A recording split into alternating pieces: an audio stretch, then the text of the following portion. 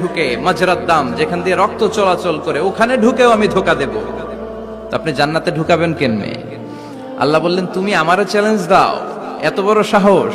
আমি তো সব রাজার বড় রাজা, মহারাজা। চিৎকার করে বলেন ঠিক কিনা? মহারাজার সাথে চ্যালেঞ্জ দেয়া যায় না। তুমি আমাকে চ্যালেঞ্জ দাও, ওকে ডান, আই টেক ইউর চ্যালেঞ্জ। আমিও তোমার চ্যালেঞ্জ নিলাম। তুমি আজীবন ধোকা দিবা, আজীবন তুমি গোমরা করবা, বেনামাজি বানাবা, জালিম বানাবা। কিন্তু আমার বান্দা কোন তাফসীরুল কোরআনের মাহফিলে এসে, কোন এক ওয়াক্তের নামাজে মসজিদে ঢুকে, অথবা মাঝরাতে ঘুম ভেঙে গেলে তাহাজ্জুদের জায়নামাজে চোখের পানি ছেড়ে যখন ক্ষমা চাইবে, আমি সব গুনাহ মাফ করে দেব, তুই কি করবি? চিৎকার করে পড়েন আল্লাহু আকবার। এজন্য ভুল নাই এমন কোন মানুষ নাই। ভুল হয়নি শুধু নবীদের, এজন্য তারা মাসুম। আহলুস সুন্নাহ ওয়াল জামাআর ইতিকাদ হচ্ছে নবীদের কোনো ভুল নাই, ঠিক কিনা?